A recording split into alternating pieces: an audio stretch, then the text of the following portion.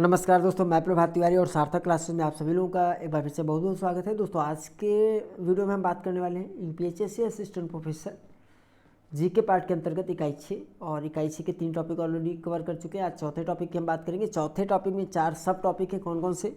जनसंख्या, गरीबी व बेरोजगारी, योजना और विकास और आयकर। ये चारों ही टॉपिक जो है आपस में काफ़ी कोरिलेट है, क्योंकि जैसा हम आप सभी लोग जानते हैं कि जो सरकार है वो आयकर के माध्यम से धन एकत्रित करती है और उस धन को सरकार व्यय करती है विकास के कार्यों में। विकास के कार्यों में खर्च करने के लिए एक इफेक्टिव योजना की ज़रूरत पड़ती है। बहुत सारी योजनाएं सरकार को बनानी पड़ती है और ये योजना बनाने के लिए काफ़ी ज़रूरी हो जाता है कि सरकार को जिसके विषय में योजना बना रही उसके विषय में जानकारी हो, यानी जो यहाँ की जनसंख्या है उसके विषय में जानकारी हो। तो जनसंख्या की जानकारी सरकार जनगणना के माध्यम से और विभिन्न सर्वेक्षण के माध्यम से एकत्रित करती है और उसी के आधार पर सरकार को ये पता चल पाता है कि हमारे देश में गरीबी और बेरोजगारी की क्या स्थिति है और किस तरह की योजनाएं हमें बनानी है और किस प्रकार से विकास कार्य को हमें आगे ले जाना है। तो चारों ही टॉपिक आपस में कोरिलेट कर रहे हैं। तो सारे टॉपिक एक वीडियो में नहीं कवर किए जा सकते। तो आज के वीडियो में हम बात करेंगे जनगणना की। जनगणना संबंधित फैक्ट्स हम कवर करने की कोशिश करेंगे। और वीडियो में आगे बढ़ने से पहले आपको बता दें कि हमारा जो चौथा बैच है वो 10 फरवरी से स्टार्ट हो रहा है। अगर आप भी जीके पार्ट की तैयारी सार्थक क्लासेस के माध्यम से करना चाहते हैं तो आप हमारे व्हाट्सएप नंबर 9506543831 पर हमसे संपर्क कर सकते हैं। ऑलरेडी 3 बैच हमारे कंप्लीट हो चुके हैं। और देखिए ये हायर है। हायर में अगर आप ये सोचते हैं कि आपका कोई दोस्त आपको रिकमेंड करेगा तो थोड़ा सा मुश्किल है।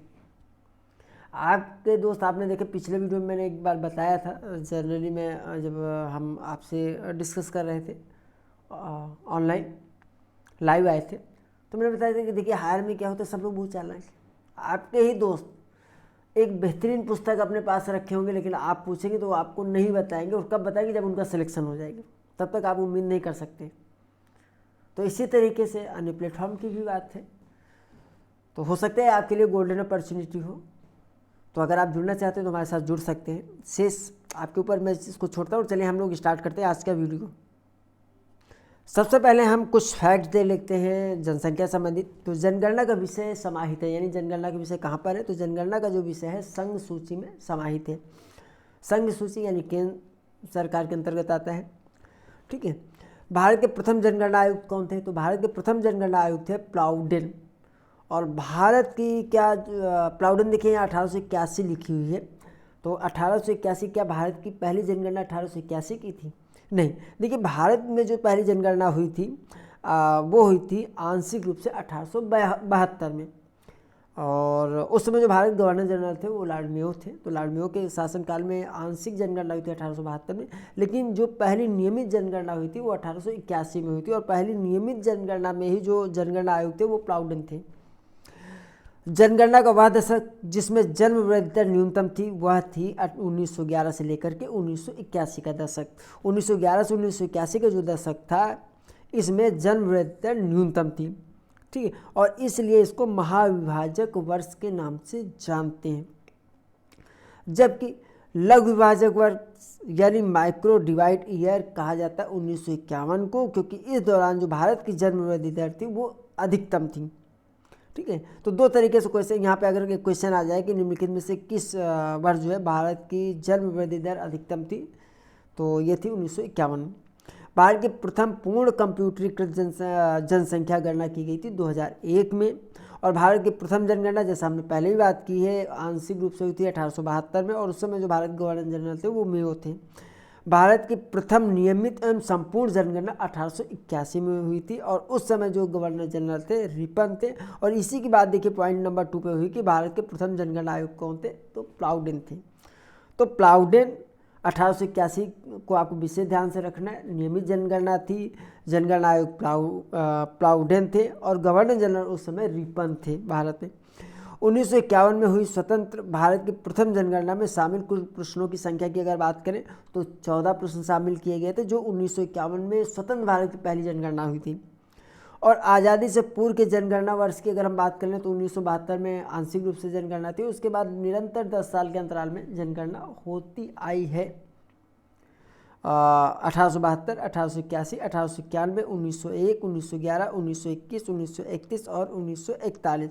तो यहाँ पर अगर देख लें कितने 1 2 3 4 5 6 7 8 टोटल 8 बार यहाँ पे जनगणना हुई। लेकिन अगर पूर्ण जनगणना स्वतंत्रता से पहले जो है कितने बार हुई, तो वहाँ पर फिर 7 आएगा, क्योंकि 1872 की जो जनगणना है वो पूर्ण जनगणना नहीं थी।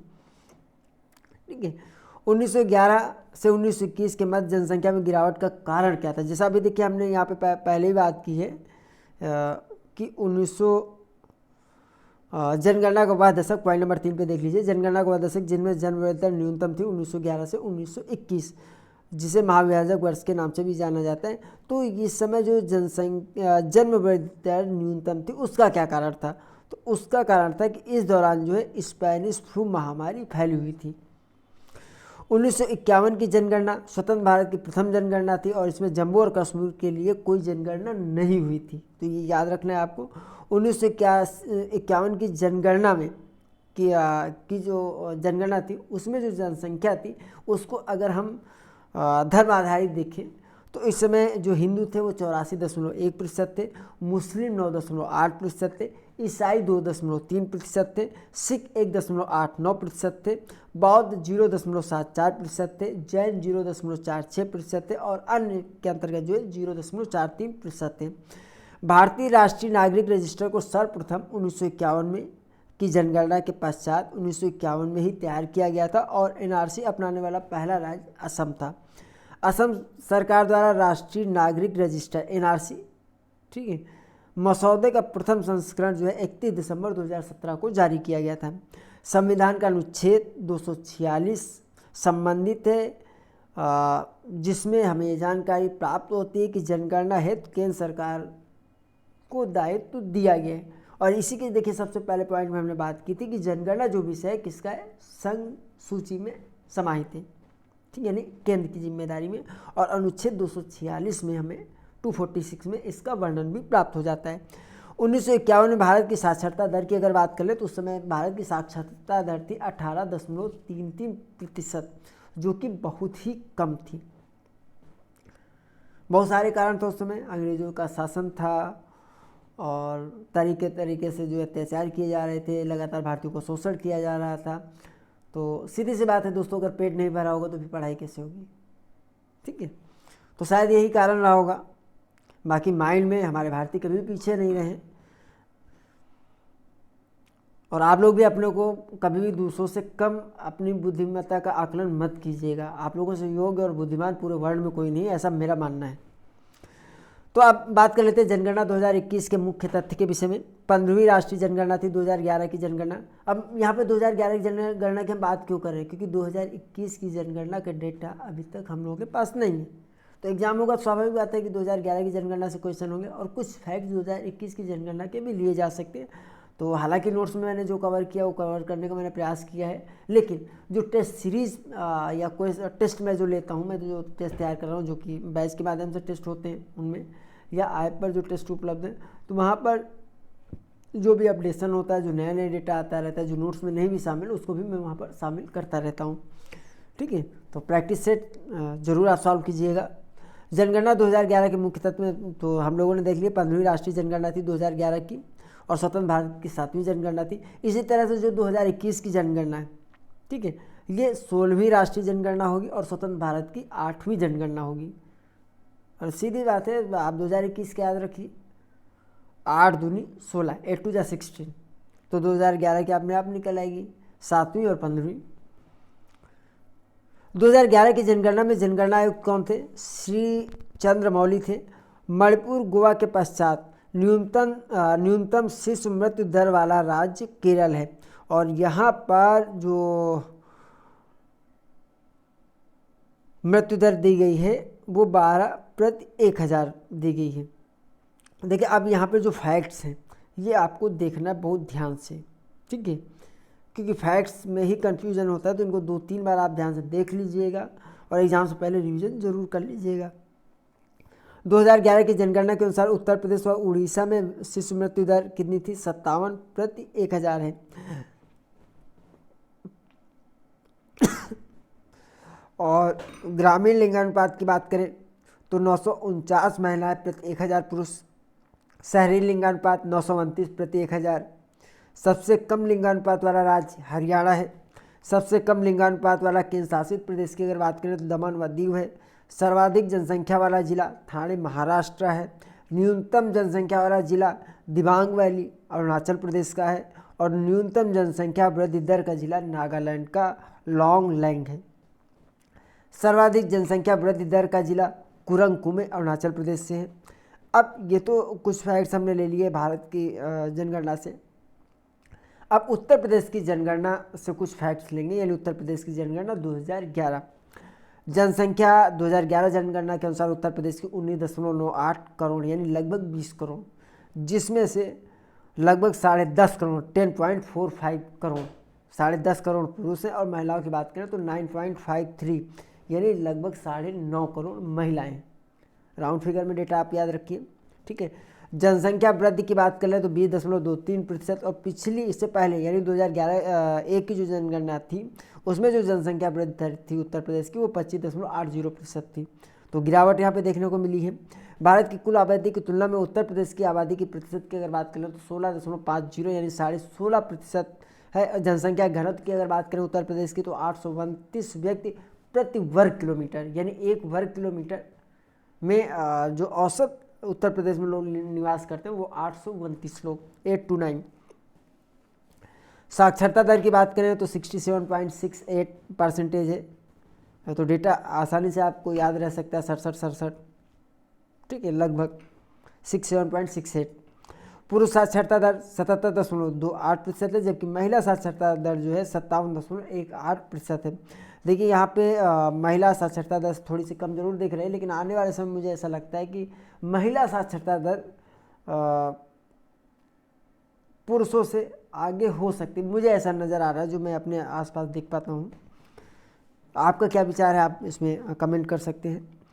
उत्तर प्रदेश का लिंगानुपात की अगर बात करें तो 912 प्रति 1000 पुरुषों पर है। और यहाँ पे देखिए इसमें क्या है, उछाल देखा गया है, ठीक है। पहले 898 था 2001 की जनगणना में, तो यहाँ पे देखिए जो प्लस लगा के माइनस लगा के हमने लिखा है तो ये पिछले से तुलना करके लिखा है आपके समझने के लिए। और बाल लिंगानुपात की बात करें तो 902 प्रति 1000 में वर्तमान में इसमें गिरावट आई है। पिछली बार 2001 में क्या थी, 916 थी, लेकिन इस बार 902 प्रति 1000। सर्वाधिक लिंगानुपात जो है जौनपुर ज़िले का है। और जौनपुर वाकई बहुत अच्छी जगह है। मैं ज़्यादा तो नहीं गया हूँ, लेकिन 1-2 बार मैं गया हूँ। तो वहाँ के जो लोग हैं भाई, आपका व्यवहार मुझे बहुत अच्छा लगा, बहुत सपोर्टिव लोग हैं। तो अगर आप जौनपुर से और हमें सुन रहे हैं तो थैंक्स हम आपको बोलेंगे। और ऐसा नहीं कि मैं अन्य ज़िलों की कोई बुराई कर रहा हूँ, मैं अपना अनुभव बता रहा हूँ जौनपुर के विषय। न्यूनतम लिंगानुपात की बात करें तो गौतम बुद्ध नगर है। न्यूनतम साक्षर जिला श्रावस्ती है। सर्वाधिक साक्षर जिला गौतम बुद्ध नगर है। सर्वाधिक महिला साक्षरता जो है कानपुर नगर की है, और ये शायद क्वेश्चन आया भी था। न्यूनतम महिला साक्षरता श्रावस्ती, और न्यूनतम पुरुष साक्षरता भी जो है श्रावस्ती में ही, यानी न्यूनतम चाहे महिला साक्षरता का प्रश्न आ जाए और चाहे पुरुष साक्षरता की बात की जाए उत्तर प्रदेश के संदर्भ में तो श्रावस्ती है। सर्वाधिक पुरुष साक्षरता की बात करें तो गौतम बुद्ध नगर है। सर्वाधिक जनसंख्या घनत्व गाजियाबाद का है। न्यूनतम जनसंख्या घनत्व ललितपुर में है। और उत्तर प्रदेश में जनसंख्या घनत्व जिले घटते क्रम में अगर बात किया जाए तो देखिए सबसे ज़्यादा गाजियाबाद में, उसके बाद वाराणसी, फिर लखनऊ, फिर संत रविदास नगर और फिर कानपुर नगर। और यहाँ पर दिया गया है जनसंख्या घनत्व मतलब पॉपुलेशन डेंसिटी, एक वर्ग किलोमीटर में कितने लोग रहते हैं, ये है। जो गाजियाबाद की अगर बात करें तो एक वर्ग किलोमीटर यानी 1 स्क्वायर किलोमीटर में लगभग 4000 लोग, 3971 लोग।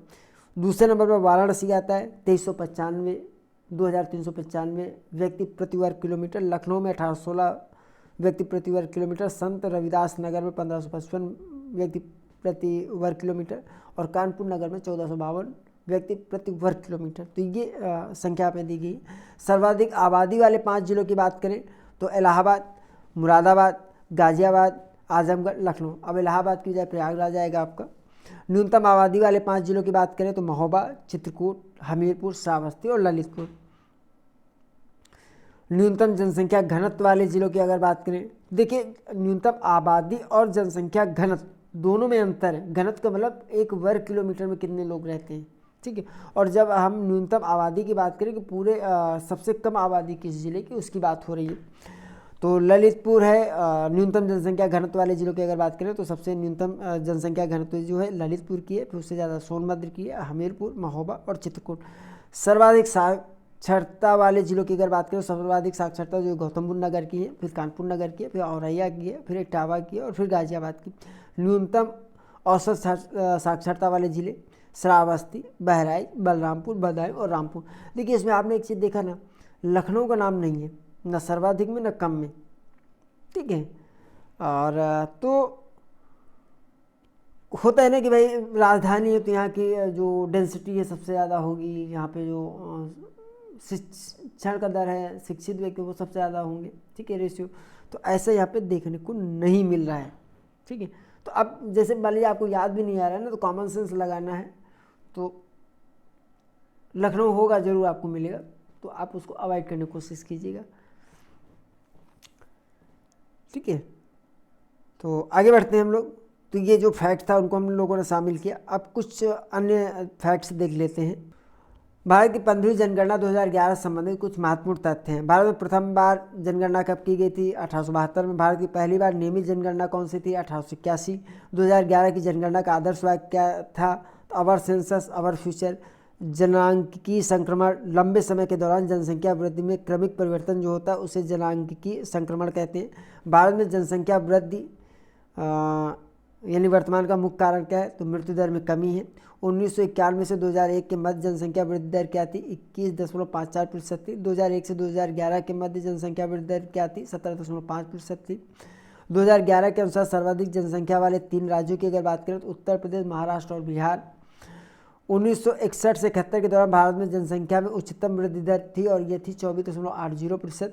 2011 की जनगणना के अनुसार सर्वाधिक जनसंख्या घनत्व वाले 4 राज्यों की अगर बात करें तो पहला बिहार, फिर पश्चिम बंगाल, फिर केरल और चौथे नंबर पे आता है उत्तर प्रदेश।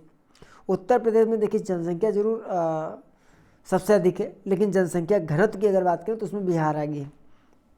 और बिहार में जनसंख्या घनत्व की अगर बात करें तो 1102 व्यक्ति प्रति वर्ग किलोमीटर, यानी 1100 व्यक्ति प्रति वर्ग किलोमीटर आप राउंड फिगर में याद रख सकते हैं। और पश्चिम बंगाल की अगर बात करें तो 1029 व्यक्ति प्रति वर्ग किलोमीटर। फिर केरल का नंबर आता है 859 व्यक्ति प्रति वर्ग किलोमीटर और फिर चौथे नंबर पर उत्तर प्रदेश का स्थान आता है 825 व्यक्ति प्रति वर्ग किलोमीटर।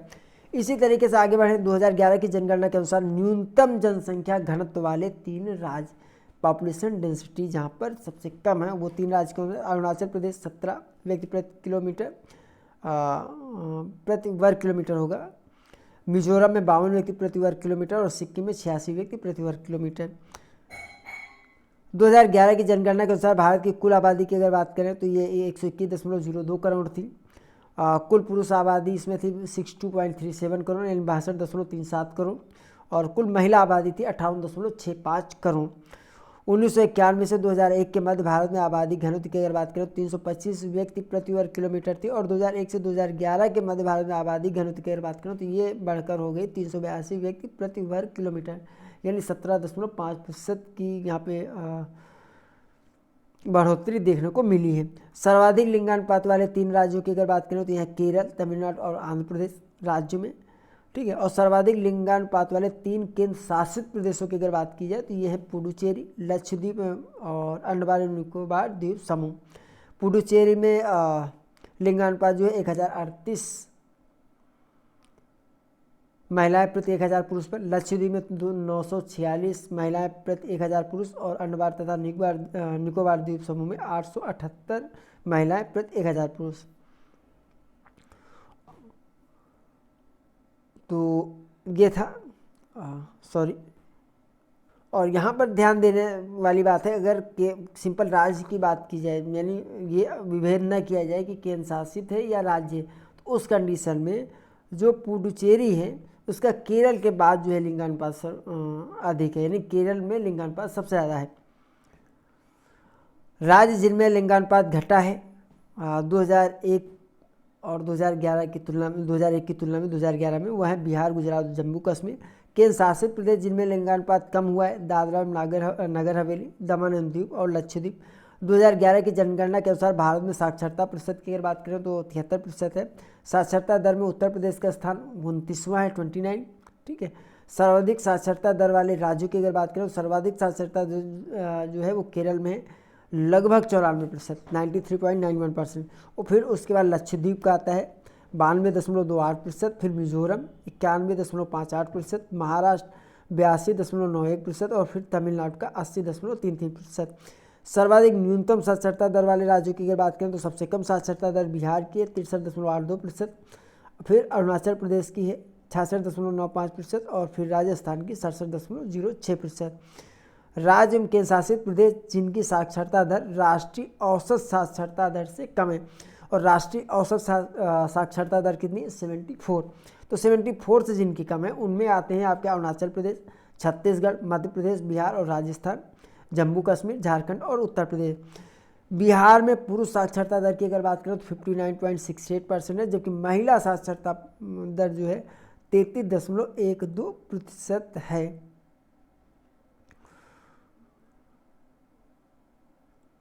और यहाँ भारत में बाल जनसंख्या का लिंगानुपात की अगर बात करें तो 1000 बालकों पर 919 महिलाएं। भारत में मृत्यु गणना की शुरुआत कब की गई थी?